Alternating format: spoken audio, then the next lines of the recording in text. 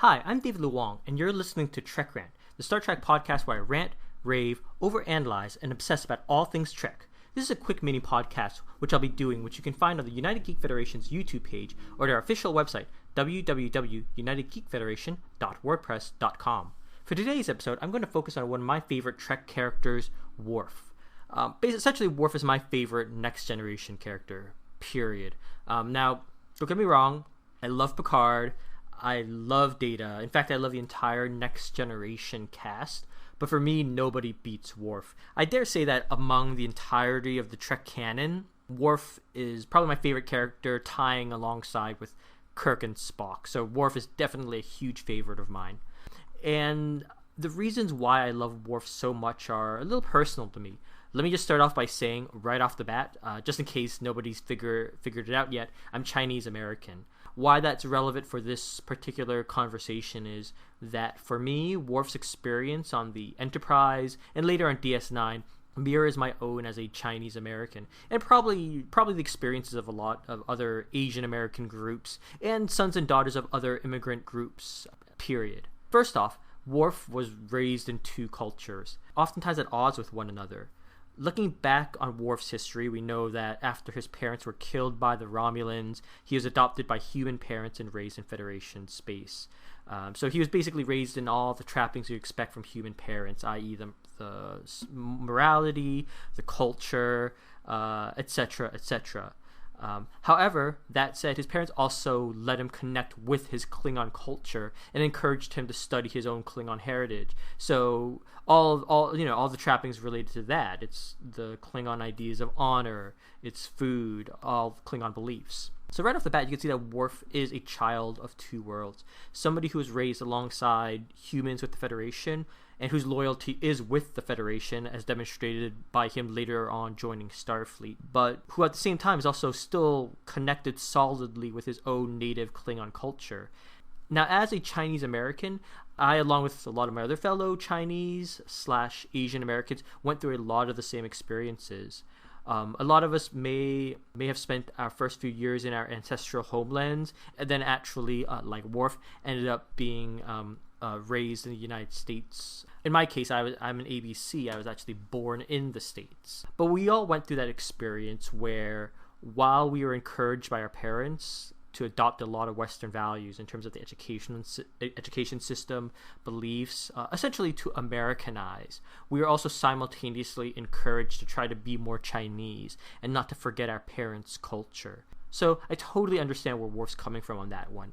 He appreciates everything he's gotten from the Federation, but there's still a part of him that longs to connect with something from his past, something that runs through his blood, which again is a great point of the character and something that really makes him come alive for me. However, Worf runs into an issue that a lot of Chinese Americans also run into, that as much as he tries to integrate into both Federation/human culture and Klingon culture, he's always a bit of an outsider to both.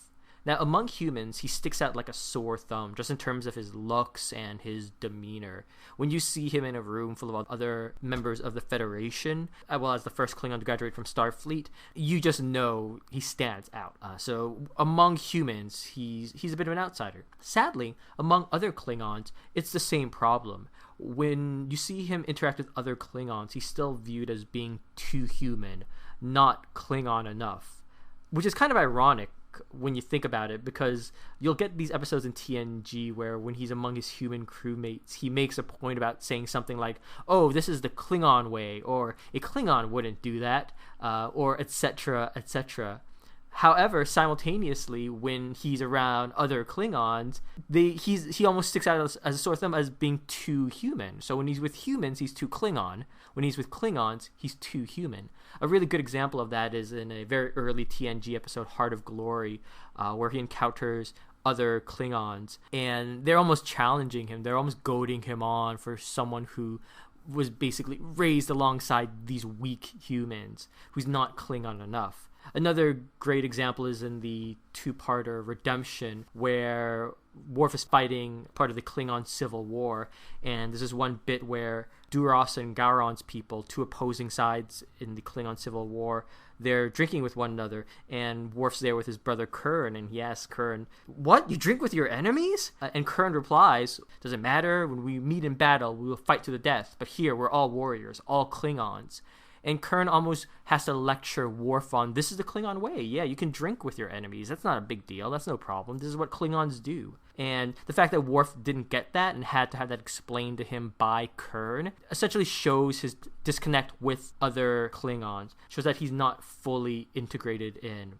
Again, this is something you get from a lot of Chinese Americans, particularly ones who may have either been born out of the country or immigrated over with their parents as children, or in other cases who may not have grown up in environments where there were a lot of other Chinese Americans. That feeling that when you're with your Caucasian friends, you're not really, and I'm going to put these in big parentheses, you're quote unquote not American enough. But at the same time, when you're with older Chinese people, or when you're with people who were born and raised outside of the country in China, you're not really a part of that group either. You're not quote unquote, and again, I'm putting these in big parentheses, you're not really Chinese enough.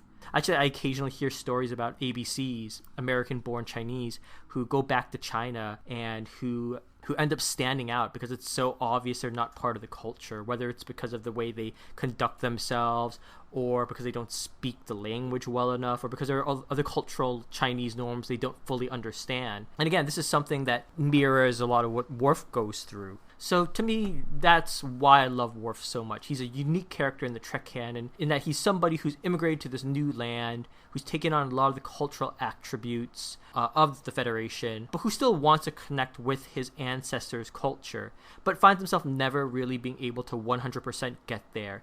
Either in terms of fitting in with the Federation or fitting in with other Klingons, which makes him this great cultural in-betweener, something that, again, mirrors the experiences of a lot of Chinese Americans. So with that, I'll just end off with some of my favorite Worf episodes which I highly recommend, which help you to get to know the character better. So in no particular order, I would definitely highly recommend a very early Next Generation episode, Heart of Glory, in which the Enterprise discovers and takes in a band of rogue Klingon warriors who basically are disgruntled with the state of the Klingon Empire. It's a very early episode, so you can tell they were still trying to flesh out Worf at that point, but it's still a great demonstration how Worf interacts with other quote-unquote peer Klingons, and how he doesn't quite fit into either the Federation or among Klingons. Another great Worf episode that I would recommend is The Emissary, where Worf is reunited with a past love, Kaler. It's great seeing Worf interact with other Klingons, and in this case, it's someone who's half human, half Klingon, who, quite the opposite of Worf, is trying to distance herself from her Klingon heritage. So you could get some great interaction there. You get some great moments between Worf and Kaler, and again, it's a fantastic episode that I highly recommend, with the always delightful Susie Plaxton. I mentioned it before, Redemption, Parts 1 and 2, where Worf participates in the Klingon Civil War, and you can tell a theme here. I'm mentioning a lot of episodes where Worf has interactions with other Klingons, but again, this is a great one where he gets some great lines with his brother. You get to see him participate in the politics and the war among the Klingons, and it's just a great two-parter in general. You also get to see a lot of other Klingons and some great ship action there, so fantastic episode. Another episode I would recommend, Rightful Heir, which is a fascinating look at Klingon culture, this time involving Klingon religious beliefs, and especially with regards to how Worf deals with a conflict in his own faith and his own beliefs, and how he ultimately deals with that. Lastly, and this is kind of a for the heck of it answer, I want to recommend A Fistful of Datas, where Worf, Alexander, and Troy get trapped in a Old West holodeck simulation. It's just a fun, lighthearted episode. Nothing too deep there. It's just some good fun. You get to see Michael Dorn have some fun with the Worf character. Just a good laugh. I'm sure I missed a lot of other great episodes, especially from DS9. I just realized now I didn't mention any DS9 episodes. So what do you guys think? What are some of your favorite Worf episodes or moments? Did I miss any particularly good Next Generation episodes that I should have mentioned? I'm for sure missed some great DS9 episodes, so feel free to let me know and fill in the blanks that I missed. So leave a comment on this YouTube page or visit us at our official website at www.unitedgeekfederation.wordpress.com and let me know what you think. Also, please subscribe so you can receive updates on future podcasts, not just this one, but our other podcasts, including the Kid Clown Kicker Geek Roundtable podcast and other shows coming up in the future. I've really enjoyed talking about Worf for this episode, and I'm hoping that for future episodes of Trek Rant, I'll get a focus on a few more of my favorite characters. At any rate, I'm David Luong. Thanks for listening to Trek Rant.